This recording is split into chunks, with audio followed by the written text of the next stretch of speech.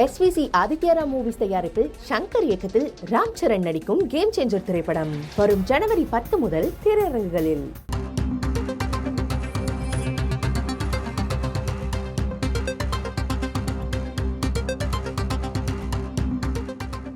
அண்மை செய்தி. அம்பேத்கரை அவமதிக்கும் விதமாக பேசியதற்காக அமித்ஷா மன்னிப்பு கேட்க வேண்டும், அதோடு ராஜினாமாவும் செய்ய வேண்டும் என்று காங்கிரசின் மூத்த தலைவர் ராகுல் காந்தி கூறியிருக்கிறார். அதானி விவகாரம் குறித்து நாடாளுமன்றத்தில் பேசிவிடக் கூடாது என்று பாஜக நினைக்கிறது என்பது குறித்து குறிப்பிட்டிருக்கும் அவர், அமித்ஷா அம்பேத்கர் குறித்து அவதூறான கருத்தை பேசியதற்காக மன்னிப்பு கேட்க வேண்டும், ராஜினாமாவும் செய்ய வேண்டும் என்று குறிப்பிட்டிருக்கிறார்.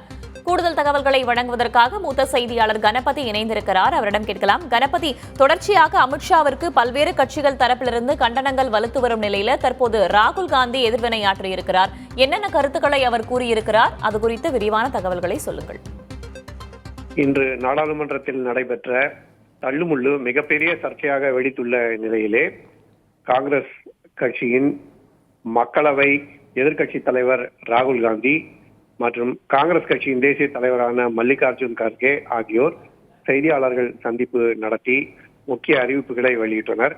அதிலே ராகுல் காந்தி அதானி விவகாரம் விவாதத்துக்கு வராமல் இருக்க வேண்டும் என்பதற்காக இத்தகைய நடவடிக்கைகள் மூலம் பாரதிய ஜனதா கட்சி நாடாளுமன்றத்தை திசை திருப்புகிறது என குற்றம் சாட்டினார். மேலும் இந்த நடந்த தள்ளுமுள்ளுவுக்கு தங்கள் மேல் பழி போடப்படுகிறது எனவும், ஆனால் உண்மை அது அல்ல எனவும் அவர் தெரிவித்தார். எதிர்கட்சிகள் நாடாளுமன்ற வளாகத்துக்குள் நுழையாமல் இருப்பதற்காக எதிர்கட்சி உறுப்பினர்களை தடுக்கும் வகையிலே ஆளும் கூட்டணியை சேர்ந்தவர்கள் நாடாளுமன்ற வளாகத்தில் உள்ள மகர்த்வார் என அழைக்கப்படும் நுழைவாயிலே அனைவரையும் தடுத்து நிறுத்தினார்கள் என அவர் குறிப்பிட்டிருக்கிறார். மேலும் மல்லிகார்ஜுன் கார்கே பேசும்போது, எதிர்கட்சிகளின் தள்ளுமுள்ளு காரணமாக என்னால் நிற்க முடியவில்லை, நான் தரையிலே உட்கார்ந்து விட்டேன், பின்னர் என்னை மிகவும் சிரமப்பட்டு அங்கிருந்து மக்களவைக்கு மாநிலங்களவைக்கு நடந்து போகும் வகையிலே காங்கிரஸ் கட்சியை சேர்ந்தவர்கள் உதவி செய்து அழைத்து சென்றார்கள் என குறிப்பிட்டிருக்கிறார். மேலும் அமித்ஷா மன்னிப்பு கேட்க வேண்டும் அல்லது பிரதமர் நரேந்திர மோடி அவரை உள்துறை அமைச்சர் பதவியிலிருந்து நீக்க வேண்டும் எனவும் காங்கிரஸ் கட்சியின் தலைவர்கள் மீண்டும் வலியுறுத்தி இருக்கிறார்கள்.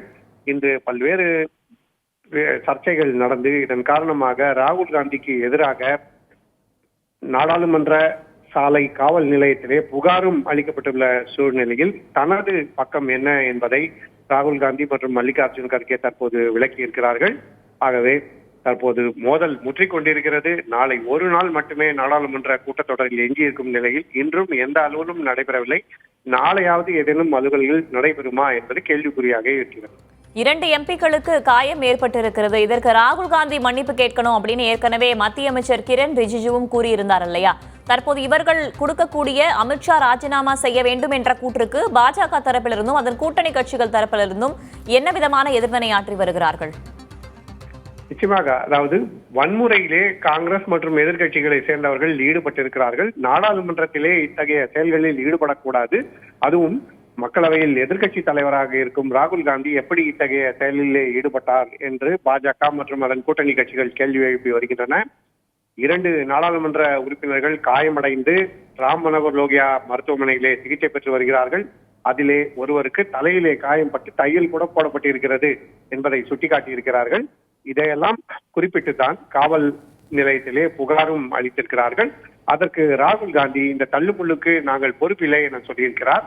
அதே சமயத்திலே மாநிலங்களவையை சேர்ந்த நாகாலாந்து உறுப்பினரான கோனியாக் என்பவர் ராகுல் காந்தி தன்னிடம் மிகவும் அநாகரிகமாக நடந்து கொண்டதாகவும் தனக்கு மிகவும் அருகே நெருங்கி வந்து தன்னை அச்சுறுத்தும் வகையிலே குரல் எழுப்பியதாகவும் குறிப்பிட்டிருக்கிறார். அவர் ஒரு கடிதத்தையும் மாநிலங்களவை தலைவருக்கு அனுப்பியிருக்கிறார். இப்படி மாறி மாறி 2 பக்கங்களும் குற்றச்சாட்டுகளை பரிமாறிக் கொண்டிருக்கின்றன. ஆகவேதான் மோதல் நாளுக்கு நாள் மேலும் தீவிரமடைந்து வருகிறது. சரி, அந்த சர்ச்சை தொடர்ந்து நீடித்துக் கொண்டே வருகிறது. அடுத்தடுத்த கட்டங்களில் என்ன நடக்கப் போகிறது என்பதை நாம் பொறுத்திருந்து பார்க்கலாம். தற்போதைய தகவல்களுக்கு நன்றி கணபதி. SVC ஆதித்யரா மூவிஸ் தயாரிப்பில் ஷங்கர் இயக்கத்தில் ராம் சரண் நடிக்கும் கேம் சேஞ்சர் திரைப்படம் வரும் ஜனவரி 10 முதல் திரையரங்குகளில்.